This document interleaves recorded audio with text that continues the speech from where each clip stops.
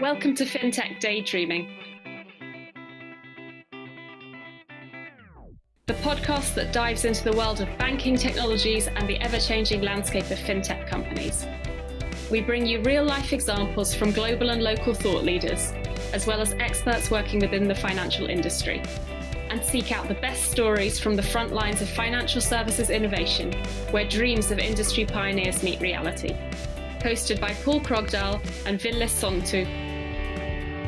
This is Fintech Daydreaming.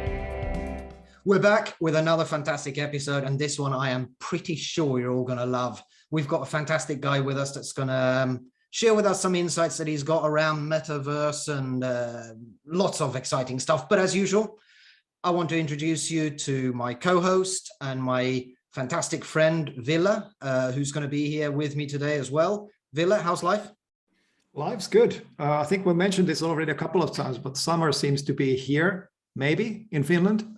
You never know. I mean, we usually have like 2 or 3 back winters before we actually get to enjoy the real Nordic summer, but it certainly has been a nice day today. So looking forward to continuing this nice day with this great conversation. Yeah, it was actually a fantastic good weekend. I spent most of it collecting leaves from the garden that I, if I'm honest, should have collected before the snow came, but it caught me off guard. So better late than never, right? Exactly. Leave it for as late as possible. Turned out to be a bad idea for me at the end of last summer. But there we go. That's life. But like I said, we're going to have a really cool episode today. We've got with us Paul Yoo. And without further ado, I think, Paul, why don't you tell the world who you are, where you come from, and what makes you a superhero? Yeah, I'm really not sure about the superhero part, but thanks a lot, Paul, and thanks, Ville. Really a privilege and a pleasure to be here. So I started on the fintech journey. So the nerdy bit first, back when I was at Nokia, and this is in 2007. The year that is probably most famous for the iPhone launching, and it was in sort of the rumbles before the Great Recession, right, in retrospect. But for me, as someone who spent most of my formative childhood years in Kenya, and just watching that country go from, sort of taking 2 or 3 years to wait for a telephone landline to basically 100% mobile penetration, it was really fascinating. This little service you may have heard of called M-Pesa actually formally launched in 2007. And that's a lot of what I try to come back to. And from there, I got very heavily into what used to be called mobile money before the term fintech existed. And Ville, I see, is nodding because he is of a similar vintage, shall we say. And fast forwarding, I had the opportunity to have to co-found a mobile payment startup focused primarily in the high growth markets. And more recently, I've been running the Samsung Pay US wallet. And now I'm heading up the consumer wallet services here at Meta, formerly known as Facebook. Excellent. So, I mean, growing up then with M-Pesa, I believe, Ville, you had something to do with that project as well back in the days, didn't you? Yeah, I mean, Paul already kind of mentioned that. This is, by the way, going to be fun. It kind of 2 Pauls here, so I'm just going to say Paul and see who kind of picks it up. But anyway, so a full disclosure, Paul and I go back a little bit. We've been working together on many projects in the past, and that's why we had privileged to have him as a guest here as well. And I think the reason why we wanted him to be as a guest is his really this breadth of knowledge about different parts of the world, the global knowledge about different aspects of the fintech and payment ecosystems in general. And without putting too many words into his mouth, to answer your question, yes, M-Pesa, while of course I was not directly involved with that, I've been working with similar kinds of systems with other providers in that specific region. I've also been involved with the Nokia Money project in the past, which was a fascinating example of a mobile handset manufacturer trying to build a financial inclusion solution for these growth markets, like Paul mentioned. So yeah, I think when saying a similar vintage, I think we've been in a similar phase of these journeys many times with Paul. Yeah. So Paul, and sorry. Yeah. And I like to say that in many ways, and I don't know if Ville would agree with me on this, like in terms of the emerging market, fintech, the themes, the technologies, I think we may have been actually sort of a decade too early, right? Because one of the reasons that I actually continue to be really focused and really excited about the emerging markets is, I mean, absolutely there's a financial inclusion element of it, which I hope to get into a little bit here and fly that flag, but also just the opportunities are astounding, right? So if you look at the emerging markets today, especially things like the emergence of real-time payment networks, UPI, run by M-Pesa in India is probably the best example of this. 10 years ago, we didn't have prompt pay in India or Pix in Brazil or Pay in Mexico, right? So I think in ways, this stuff isn't necessarily the most glamorous in some ways, but I think in terms of the opportunities for those markets to leapfrog infrastructure, I would say fintech in these emerging markets, perhaps in a way that some of the more mature markets, right, because of some of the regulatory pressures in those markets, maybe are not. So I want to be sure to fly that high growth market flag here, because I think sometimes it doesn't get the love and attention that perhaps it deserves. Right. We seem to be having a little bit of buffering problems on your side, Paul. So I'm hoping that it's not going to interfere with us too much. But that's it. Actually, one of the things that I'd like to do is, we've talked about M-Pesa in the past, and maybe, Paul, for the few listeners who don't know the history of M-Pesa and what it brought to Africa and the fintechs that it spurred off after that, maybe you'd like to spend a couple of minutes just giving a bit of history on M-Pesa. Yeah, and I'd love to share a little bit about how that may be a bit of a glimpse into the trends, right? Where we're going to go from in sort of a post M-Pesa world. So M-Pesa was founded by Safaricom, which is a part of the Vodafone group. And the idea was actually quite simple, right? Where in markets where remote payments are extremely expensive and very, very hard, what started happening as soon as mobile telephony took off was you often had a situation where you had rural migrant workers that went to the cities and they needed reliable, fast, and cheap ways to get funds back home, right? So usually it was the urban worker that was actually making cash in a formalized economy. And what started to happen was, because these are largely prepaid mobile phone markets, so unlike here in the US or where you guys are, where you just get a bill at the end of the month, you actually have to buy a certain mobile data package or a voice package.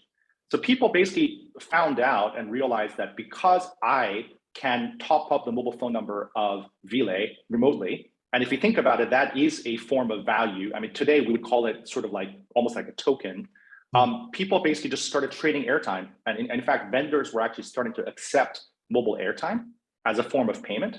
So it actually started to create this nice, what we would call a double-sided closed loop payment system. And of course, the folks at Safaricom who are very clever and very visionary, combined with a Kenyan central bank that, shall we say, took a more laissez-faire attitude towards this, allowed this telco really to offer a service where they could actually allow people to remotely transfer value. And the figures are actually quite staggering, because today, something like 70% of the Kenyan GDP is run on M-Pesa. I just happened to be in Nairobi, like visiting my mother last month. And especially on the merchant acceptance side, you can pull over on the side of a road, a dusty road with almost any person with a little, hand-drawn M-Pesa sign, and load actual cash into the digital money system, get cash out, pay for goods and services. And this is actually, I think, one of the themes that I think about a lot, actually, even here at Meta Fintech, and even at Samsung Pay, which is to say, when you think about the solution, right? It's not that the UX is brilliant. It's not that the app is so cute and social, right? No disrespect to social elements in payments, but there was a very particular customer pain point, and they solved it. So I think of it a bit like going back to the advent of the card network, starting with Visa when Bank of America spun them out in the 1950s, right? When you think about a piece of plastic with a little bit of magnetic strip on it, we've all gotten very, very accustomed to it. But as a technological solution, it's really crap, right? It's not a great user experience. It takes multiple steps. It's not immediate, and so forth. So I think when you look at the future of sort of where countries like Kenya will go, they've already done this one great leapfrogging. And I think the leapfrog, into the next thing, maybe it's crypto, maybe it's metaverse, some of the things that I think about still though, however, is cash isn't going away anytime soon. No. Right? So I think the players that figure out how to do the online offline are going to win. Right? Even in the US, if you think about total purchase value, volume of several $1 trillion or almost $1 trillion now in the US post-pandemic, still the vast majority of it is just regular offline retail where you go someplace, you find a t-shirt and pay for it offline, right? And I think it's going to be the same in the emerging markets. I think people are going to have to figure out the online offline. I think, as I say, the emergence of real-time payment networks. I think especially the thing that's interesting to me that I watch very closely is the national real-time payment rails and systems that have become clever enough that they want to try to connect with other real-time payment networks. So for example, RTP in Singapore and RTP in Philippines, which among other things is a fairly large remittance corridor as well as trading corridor. If you think about the possibility of the local real-time payment networks then connected to other largely emerging market real-time payment networks, I think that's going to be very exciting. And I can't but mention the crypto element of this, right? I mean, we've seen like in the last, I think 48 hours, some very dramatic conniptions up and down and so forth. But I am for the emerging markets, and we can get into this, very bullish on crypto. So for example, I think crypto is here to stay in places like sub-Saharan Africa. I think it's not by chance that despite the Central Bank of Nigeria having an absolute ban on crypto, that the use cases, back to my earlier point about M-Pesa, solving actual pain points that customers have. Nigerian merchants need to purchase goods largely from China. And because of the foreign exchange rules and so forth and so on, the most efficient way for them to do that is to place Bitcoin from their wallet to a Chinese seller's wallet, right? That, as long as that customer pain point and merchant pain point exists, crypto will thrive, right? You look at Argentina, very similar things are happening. It just so happens those two are frankly some of the two of the worst currencies, right, from a volatility perspective. And so I don't think it's by chance that Argentina and Nigeria are two of the countries where this is very hot. So I think those are some of the trends that I notice and track. Yeah, I mean, let me reflect on a few points you made there, Paul. And first of all, to our listeners, if you haven't really looked into what's going on in these emerging markets, these mobile money schemes, I definitely recommend that as just a way for you to learn. It gives a whole new perspective into building something tangible, something that actually makes a difference in people's everyday lives. Personally, I worked I don't know, a decade on the different kinds of payments innovation and with very small user groups, and then going into these emerging markets and realizing that you're making a difference for millions of people with these solutions. It is an eye-opening experience. And one of the things that I feel is important on these emerging markets and mobile money solutions that Paul was talking about, like M-Pesa, is that they did work with the regulator from the get-go. They did realize that they have this prepaid airtime opportunity, but once they moved into the realm of real money and the regulatory landscape became different, they did work with the regulators and the central banks to make sure that they are able to build this trust on a regulated basis.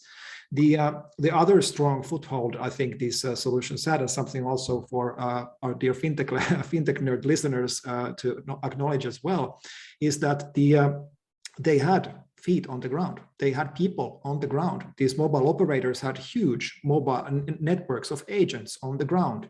These are the individuals who are handling the day-to-day interactions and converting cash into digital and vice versa. And having these roots on the ground made all the difference in the world. And that actually leads us interestingly into the topic that was brought up, which is crypto.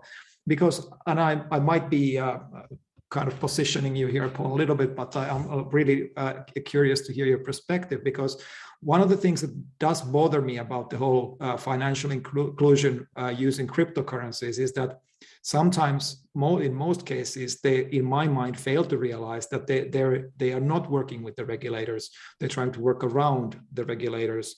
They are saying that they're able to solve financial inclusion problems on the ground without actually ever visiting these countries. I feel that this distribution layer, this last mile delivery of this value, regardless whether it's crypto or traditional rails, is something that it's sometimes ignored in these ecosystems. So Paul, again, we worked both in this space for a long time. So I'm curious to hear the angle on how do you see actually crypto overcoming this perhaps a little bit prejudice opinions that I might have about crypto in financial inclusion. Yeah, I mean, the reason that I'm bullish, and I'll say this in sort of a nuanced way, there are definitely problems that crypto can solve in certain markets, especially where I think the local currencies are very volatile, right? So we spoke about Nigeria, Argentina, with El Salvador adopting Bitcoin. It's not as crazy as it sounds, because when you actually have an underlying currency that's being constantly debased, right, is not pegged to a major currency, it actually starts to make a lot more sense than trading crypto kitties just as pure speculation here in the US. I mean, maybe that is a particular kind of psychological problem, but it's not really a fundamental one in a way. I think on regulation, I think that my personal view, and you're right, Ville, to your point about mobile money actually working with regulators, even if it takes a long time. I think sort of my plea for the regulators, if Larry Gensler or Janet Yellen or the European equivalent happen to be listening, I'm of the view that if you're going to regulate, you should regulate, and you should set out clear regulation. And if you're not, don't, right? It's sort of a fish or cut bait. I think in the US, because I sit here in the US, we're in the worst possible situation where the regulators are sending mixed messages as to whether they're going to regulate, but they're not telling us the what or the how, right? So we live in this sort of very uncertain world compared to even the European Union example, right? Where MiCA, it's more of a question of when, not what. And I'm also of the view, I mean, perhaps controversially, as I understand it, the most recent example where I think there was an effort, and Ville, you will know this better than me, and Paul, you probably as well, where there was thought to banning proof of work digital currencies, which frankly sounds a little crazy to me. But if they were really going to do that, but there's at least a regulatory bright line. Whereas I think the regime that you have here in the US is, one, state level actors like New York DFS getting involved. And by the way, like New York DFS, I think is doing a great job of, for example, publishing things like green lists, where anybody can go on their website and see, right, which crypto exchanges are actually sort of authorized at the New York DFS level. So I guess what I'm saying is, I'm not here to lobby for any particular kind of regulation, but just to say either regulate or don't regulate. Don't leave us in this gray zone, right? The second thing that I will say is back to the M-Pesa analogy. I think one of the reasons that in retrospect, M-Pesa was able to take off is, one, you had willing regulators, right? I mean, people to say that they were laissez-faire is perhaps not giving them enough credit, because Kenya Central Bank is staffed by very, very smart people.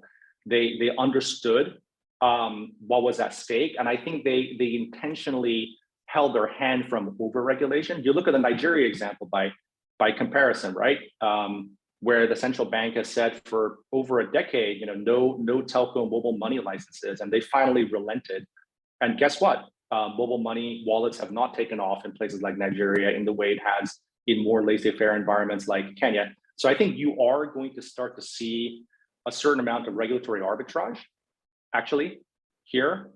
So like as a side anecdote, I've even heard stories of, people that I know that recently have, raised bunches of money, on Sand Hill Road on crypto startups, where there's a lot of discussion of, do we even want to be in Palo Alto? Like, are we better off in, Estonia or Bahamas or Malta? So I think this regulatory arbitrage is also quite real. And the last thing that I'll say on the regulatory front, though, is again, if Larry Gensler is listening, I also am not necessarily of the opinion that we need to throw out all the previous legal principles and start with something very new. So, like this age-old debate is a particular crypto token, does it constitute a security? Well, it so happens in the US, we have very settled law going back to like the 1930s, right? It's called the Howey test. So I think it is very possible and very realistic if, for example, the US regulators actually decided they were going to regulate, to provide clear guidance on how the Howey test does not apply to certain cryptocurrencies. So by me saying they should, fish or cut bait, I'm not saying they should start from scratch. I think certain of these principles work. I think, frankly, it's a lack of political will. I don't think it's completely new either. I mean, we can see similarities back to the early days of mobile phone networks. A great example is when the mobile operators were trying to stop the growth of peer-to-peer communication systems over the internet and TCP/IP, because it was eroding away what they believed was going to be their cash cow, right? And they asked for the regulators to step in. There was an awful lot of to and froing, but eventually it settled down into something that we're very used to now. And I'm assuming it's going to be exactly the same with crypto and the way that we're managing crypto, both from a regulatory perspective, but also with inside of the banking industry going forwards.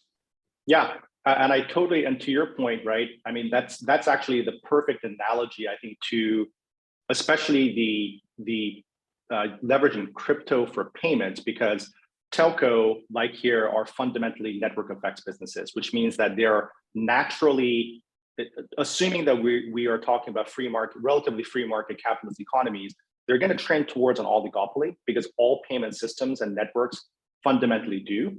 And this is where, and again, I think my position is probably unpopular among the hardcore, what I call like the heavy metal crypto guys actually inviting regulation.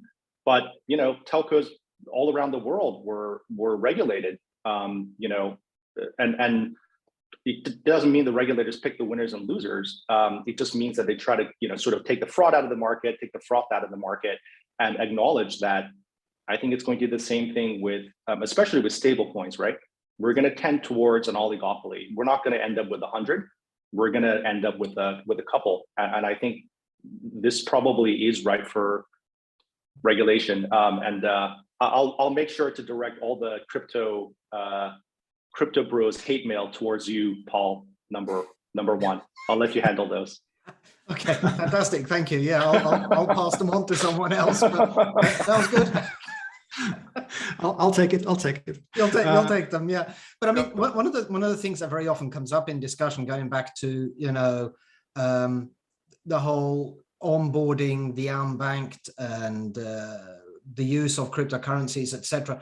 One of the big discussions that very often come around the regulated elements of banking and fiat currencies, etc., is the fact that if you lose your wallet, if you lose your cryptos, you've got no way of getting it back. You've got no consumer protection, no control, no nothing. And that's one of the elements as well that the regulators bring in and ensure that you have got certain elements of protection over your financial well-being, right? Whereas with crypto, all of that is gone. Yeah, but I would actually argue back two things. One, I think that is by design, and because the anonymity is by design, it can by design be protected. Actually, perhaps even by a national a fund that reimburses people that actually have their accounts hacked. And to use the offline example, however, I would say someone could break into my house right now and steal my physical wallet, right? And I don't know how much, I don't usually carry that much cash, but that money's gone. It's that same element of anonymity both for actual specie, paper money and coin money, as well as crypto. So I think, it is up to, for example, the virtual as a service providers, we would say, or the crypto wallets, to actually be able to step up in those occasions and say, hey, if someone actually does lose all of their life savings because they were hacked by, I was going to say Russians, but maybe that's North Koreans, let's say, that's probably more popular, by North Korean gangs, then I think it's up to the service providers. And by the way, I think that can be a competitive advantage, where if people know that if I deposit, right, crypto X in wallet A versus wallet B, A will reimburse me and B will not. Sort of similar by analogy thing going on right now, right? Raging with the Terra Luna. And maybe we can bring stablecoins into this for a minute and talk about that element. But I can't help but mention that I've been back to my earlier point about, just because I personally believe that it is okay and maybe good for regulators to step into situations like this, like the definition of stablecoin, back to the Howey test, right? If you look at the it's investment of money in a common enterprise with the expectation of profit through the efforts of others, right? This is like what I learned in law school, second year at Columbia Law School, many years ago. Those principles don't change. So if you actually look at that with the expectation of profit part of it, I think this is a thread that we should sort of pull through on which stable coins are really stable coins, because not all stable coins, for example, are made alike, right? So if you think about the Terra Luna, like I've always been, all credit to my fellow Korean brother, Do Kwon. I don't know him personally, but he seems to have done some awesome things. But all the rhythmic stable coins for me don't meet the definition of what is a security. That it does meet the definition of what is security, because there's a speculative element, right? Versus, I'll give you another sort of extreme example. If you think about the Libra Association, DM, now part of Silvergate Bank, that model was very much, it's going to be tied to a very particular currency, US dollar, and it was actually going to be backed basically dollar for dollar by equivalent things of value that we can all agree are either actual dollar or very dollar-like. Those two could not be more different from each other.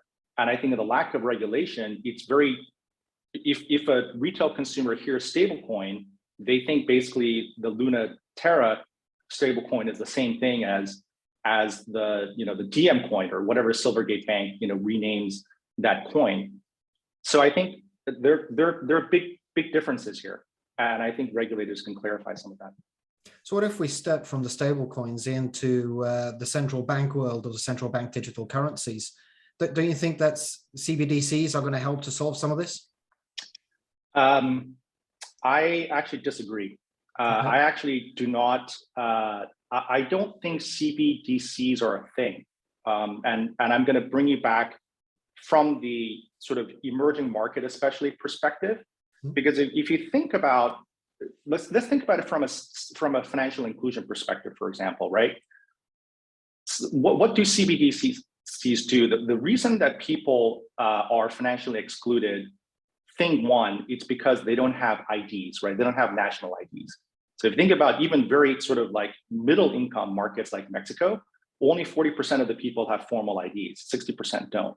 So no surprise that if you look at the bank population, it's 40-60, and it's directly correlated to IDs. Like if you think about here in the US, there are 50 million financially underserved, right?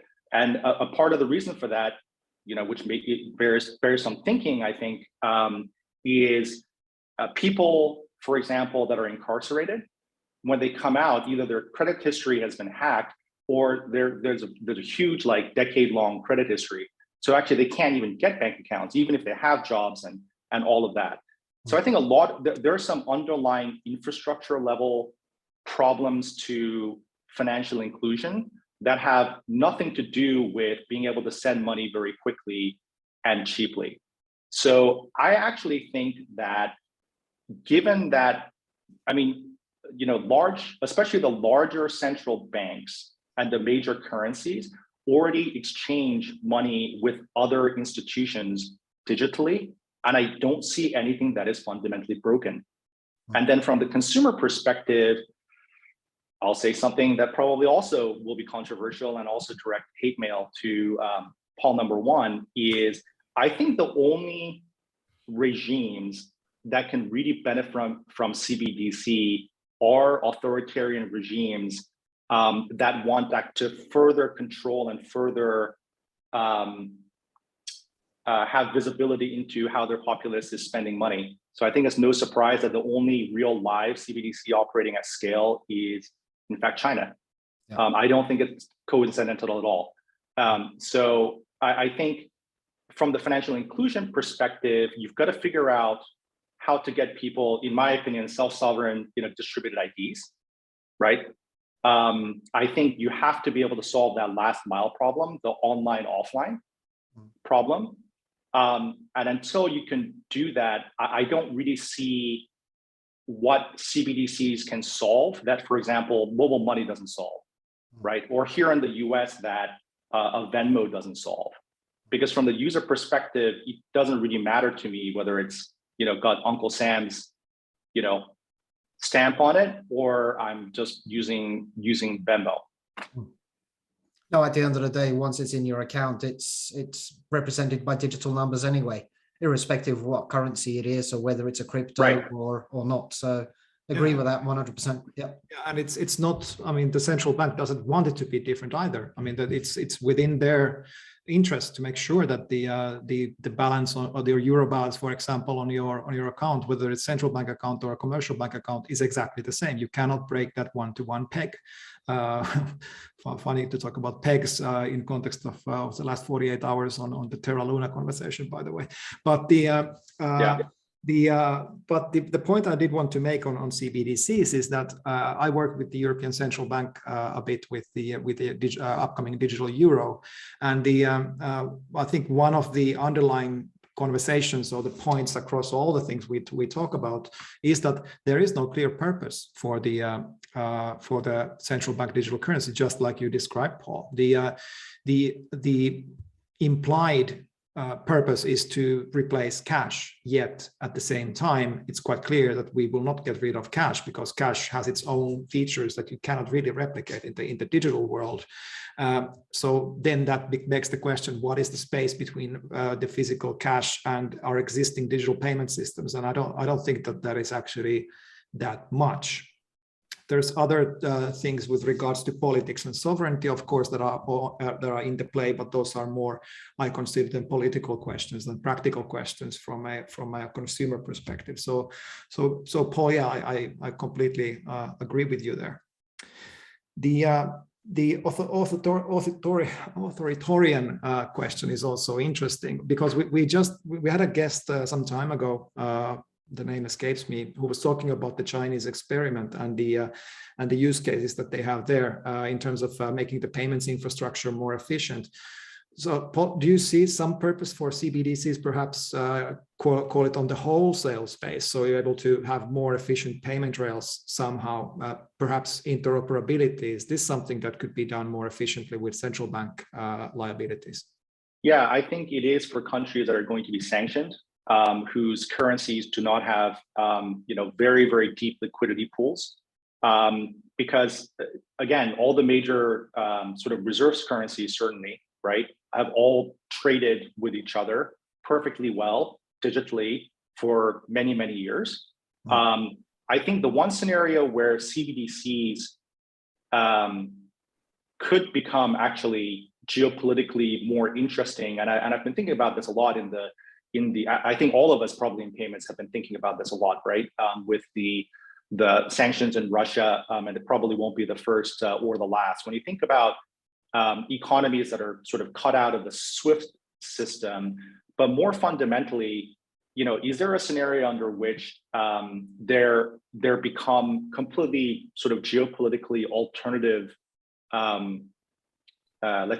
regions of exchange, shall we say, right? Where the logistics and the payment flows aren't going to be dollarized, right? And intentionally, people don't want to dollarize because they're fearful of US sanctions or something like this. Then maybe there's a there. But I think from the consumer perspective, I just genuinely don't know what consumers are going to get other than with CBDCs, the government, but especially the Chinese system, right, can by design surveil you to a degree that is very Orwellian, which takes me to my first point of like fundamentally on the consumer engagement and financial inclusion. I think what's fundamental is getting the self-sovereign ID right, so that there's at least some basic, here in the US, we call the Fourth Amendment rights, right? Like from unreasonable surveillance protection for the user that actually sets up on whether it's CBDC or other tokens or other tokenized forms of value. So what do you think is, to a certain degree, halting the progress of adoption of crypto and stable coins? Do you think it's people's lack of understanding? Do you think it's a fear of ending up in a situation where financially they might end up in trouble? What do you think is the main hurdles for wider adoption? Yeah, I mean, I think there's definitely there's a couple of elements.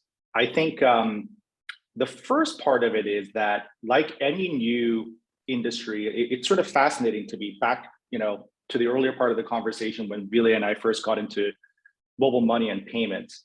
There's an ad right now running in the New York City subways where it says, and I can't even remember what the company is, but it basically says, stop finsplaining, as in F-I-N-S, plaining, with the idea that there's just so much jargon in crypto. Like, I think the sort of hardcore crypto insiders, by the way, of which I certainly do not consider myself a part at all, right? I consider myself sort of on an early stages of learning about crypto, especially problems they can solve.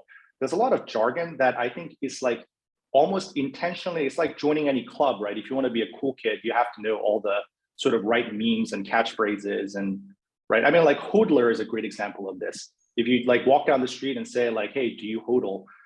I mean, like, what is that? It just means someone that actually like is really into crypto. So that's the first layer.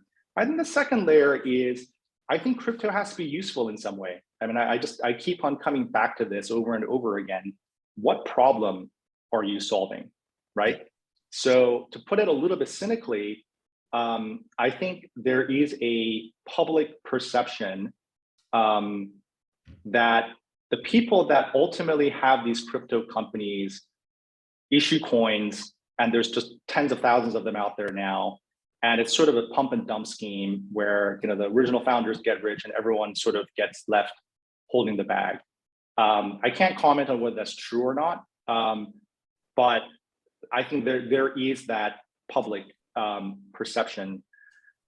And NFTs, sort of the other aspect of this that we haven't actually touched on a bit. NFTs I'm actually quite bullish on as well. Not from the perspective of the consumer, not from the Bored Ape Yacht Club, because that's just like the tulip boom, right? It's just sort of irrational exuberance, and I think it'll just normalize as these things do. But I actually have a perspective. So like today, looking at the NFT market, where there are a lot of people saying, oh, it's the end of NFTs, it's the end of these exchanges, because like we've hit the peak and now we seem to be hitting a trough. So like here in the US, there are 9 million crypto consumers or purchasers, and I'm one of them, and 2 million sellers. So I think I've read articles, and I think it was actually in the Wall Street Journal, that's talking about that, there's too much supply, right? So that's what's driving the prices down. I actually completely disagree with that assessment. So here's why. So during the lockdown, right, due to the coronavirus epidemic, one of the things that you saw in markets like South Korea, in Thailand and Vietnam, was creators, and I mean largely visual and other artists, right? Not sort of just social influencers, but like, I guess what I would say are people that make art for a living. The supply side spiked, and it's simply because if you're an artist and you live in these markets and you can't actually have a gallery show, like the idea that you can actually monetize your creation in an unintermediated way, I think is revolutionary. And I think that's the supply side is something that we should be watching more closely. So like personal anecdote, right? My brother-in-law is a painter, he's an artist, and like quite successful in his way. And has art shows, has a management company, has sponsors. So when I go to buy a piece of art, right, because I talked to him about the economics of it, if you think about how much he's going to pay the gallery, what percentage is his management company, that did all the PR takes, the actual artist is left with quite little. Yeah. Analogous to sort of the streaming service battles that we have, like musicians, right? It's like you get $1 for a download back in the day, but how much of that the artist gets to keep? I actually think that there's going to be more and more creators, both mainstream and sort of amateur creators, that are going to drive the NFT market from the supply side. So I don't think NFT market is anywhere close to done. And I think it's really the creator monetization and supply side that we should watch, because that is a real life problem. That real life problem of artists not getting paid their fair share, that problem is not going to go away. And I think NFT can solve that. From cryptos to NFTs, I think you know what's coming next. We need to ask the question that we did have a fantastic conversation with Chris Skinner on the previous episode as well about, which is the metaverse. So a lot of people say that crypto and NFTs are absolutely necessary to run these economies in the upcoming metaverse, however you might anybody might define it. Do you think that's true? Do we really need crypto, or aren't the existing systems able to cater for these needs of the digital economy in the metaverse? Yeah, no, it's a really good question, and this is one place where I will give the disclaimer that everything that I'm going to say here is really my own Paul Yoo perspective, does not reflect my current employer or previous employer, and so these are just my opinions. The answer is I don't know. I have read or attempted to read some of the white papers on metaverse interoperability. And back to Paul's earlier point, and your analogy again of the telco world is the perfect analogy for this, because we do have a fundamental interoperability problem in the metaverse.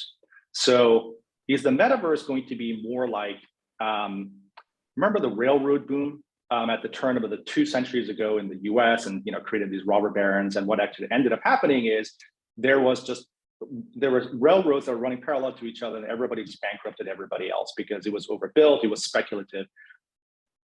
I suspect, without knowing, look, if I can answer this, Ville, you and I and Paul would not have to do this podcast. We could quit our jobs and afford to do podcasts all the time, I guess, rather than working. So I genuinely don't know. But when I think about the interoperability problem, and when I think about the sort of large infrastructure build-outs like this, thinking back to analogies like building railroads across the United States or the telcos, I don't think in the absence of regulation, there's anything fundamentally different about the interoperability problems or the sort of overinvestment problem that is unique to the metaverse. I think it's no different than railroads. Yeah. So I suspect there's going to be some overbuilding. I suspect there's going to be a lot of competition. I suspect that there's going to be big winners and big losers. And eventually, again, back to Paul's analogy with the telcos, these things tend towards oligopolies naturally. So I suspect we're going to end up with a couple of, let's say, very large, landlords that own very large parts of the railways that makes the metaverse work. But coming back to the consumer pain point, I think on the question of, for example, payment in particular, I think consumer preference is king. I think the people who are building the metaverse infrastructure need to allow people to use payment methods of their choice, right? It is very difficult to force people to adopt new payment methods that they aren't already using or are highly, deeply incentivized to use, right? Discounts or promotions or what have you. So I don't, from that perspective, really think there's anything fundamentally so different about trying to build the metaverse. Paul, what are your thoughts while we speculate here? I agree with you completely. And I think there's going to be a fundamental issue for a longer period of time about interoperability. And I also think that without some elements of governance or regulatory control, we are going to see a large amount of fluctuation, a large amount of winners and losers, just like you said. And I think it's going to take some time for this to settle down. Maybe we'll go for a period like we did with telco, where you end up with underlying roaming fees, right? So you can stay in this metaverse, but if you move to a different metaverse, you've got roaming fees associated with it. Or you can use this payment process, but if you use a different one, again, there's underlying fees associated with it, as this all equals out over a longer period of time. Yeah. And I kind of like the point that since these metaverses are digital environments and they're global by nature, so they are completely borderless in that sense. And then these borderless digital environments, they also need a way to exchange value in a borderless way. So you need some kind of a global unit of account to do that. I do concede that point, which actually Chris Skinner made last week or the last episode. The point, however, I think is underappreciated here is that something cannot be disconnected from the existing economic systems completely. There has to be some way to define this in a local law in order to have local liabilities defined as well. And I think that's where the fascinating stuff happens in the near future. How do we define this bridge between the digital and the mundane world where laws apply? And then again, it's a whole other discussion about what law will look like in the metaverse, but maybe we save that for another episode. But I've actually been wondering about that, Ville. I mean, Chris also mentioned this, that it's global, it's borderless, but in some ways, if you think about it, one, at the moment, as we've got multiple metaverses, they've got borders, right? You could almost see them as having borders and not being global. The other one is we're enabling people to buy land or buy space in the metaverse. What's preventing someone from buying enough and saying, this is my land, here are my borders, and within my community, it is this currency or this form of payment that's valid, and I won't accept, or we won't accept anything else, therefore creating digital borders in the future anyway. Yeah. I think on, kind of a personal anecdote on the point about, I guess, the portability of payments and whatever that token of exchange is, right? So one of the very, very early online worlds that was actually extremely successful and probably little known outside of Korea was a world actually created by SK Telecom, a telco, called Cyworld, CYWRD. And this was like a craze in the late 90s and early 2000s. And the means of exchange was an acorn. It was called a totori. So nothing to do with crypto, nothing to do with, but there was a online, offline acorn. The acorn was worth a certain number of Korean wons, right? And actually there started to become a very liquid market for trading acorns, totori, for goods and services. To this day, I'm very frustrated because I had a fairly significant amount of totori left in the system, and when they shut down the server, I still don't know what happened to that. And I think SK World Cyworld is going to like relaunch in sort of some version of metaverse, and I want my money back, basically. I mean that is to say, to your point, Ville, that whatever the store of value is, there is going to need to be some way to, one, make it interoperable, right? I mean, the same way that Bank of America created this charge card that became Visa and eventually was smart enough to invite all the other banks because they had to have interoperability. Like, I think some of this will actually, I'm optimistic that it'll happen naturally, but I think in between, there's going to be a lot of winners, there's going to be a lot of losers. Maybe there are going to be some land barons, like you say, Paul, that say this is all my land and you can't, this is Ville land, right? And you have to like do a border crossing. But we'll see. As always, we run out of time. way too quickly. This has been a fantastic discussion. Thank you very much, Paul, for joining us. One of the things that we like to do just to lighten the mood is ask our guests if they've got a favorite fintech or banking joke before we sort of round off. You got a joke you want to share with us, Paul? Yeah, it's not so much of a joke, more of a just funny story. On the point of the crypto craze, I realized the moment that I realized that I was sort of caught up in this crypto craze was a couple of months ago. I was in this presentation, PowerPoint, in a Zoom environment about Thailand, right? So we're just going slide after slide after slide, and I see the Bitcoin, logo everywhere. And I'm like, I'd heard about El Salvador adopting, Bitcoin as a national currency, because we're in a remote working environment. I'm like, oh crap, have I missed something really big? Do I need to book a ticket to go to, go visit Kasikorn Bank and Thai Kroon Bank and do a deal here? Mm-hmm. And I actually put my hand, the virtual hand that you have and I was like, wow, this is just so shocking that billions of dollars of the Thai economy are completely on Bitcoin. How do they handle the volatility? And there's just a silence, right? Sort of that very polite Asian silence. And they said, oh, that's the Thai baht symbol. and I just had this kind of, I've just been thinking too much about crypto. So I would invite all of our listeners to go Google this right now. Thai baht versus the Bitcoin symbol on a Zoom screen.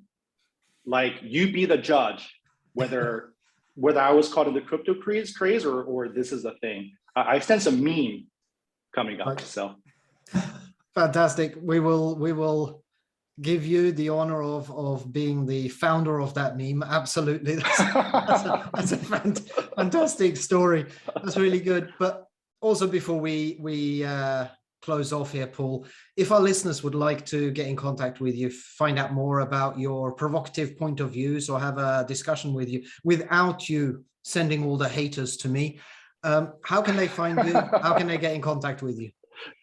Yeah, I think if you go on LinkedIn and look up Hyung-Gon Paul Yoo, I have a fairly unique name. So I think you'll be able to find me there and you can send me a direct message. So fantastic. Again, thank you, Paul, for joining us. It has been a really interesting discussion. I've really enjoyed it. I know Ville has, and I'm sure our listeners have as well. But to our fantastic listeners, thank you for sitting through another great discussion with us. As always, please hit the like button, hit the subscribe button, leave us a message. As we get more interactions from you, it drives the visibility of the podcast. We get more listeners, and the more listeners we get, the more excited Ville and I get about finding new guests and bringing you more content and more interesting discussions like this. Ville and I will be back in 2 weeks' time with another guest. We're heading quickly towards the end of this season and summer, but there is going to be some more episodes. Until then, this has been Fintech Daydreaming. This is Fintech Daydreaming.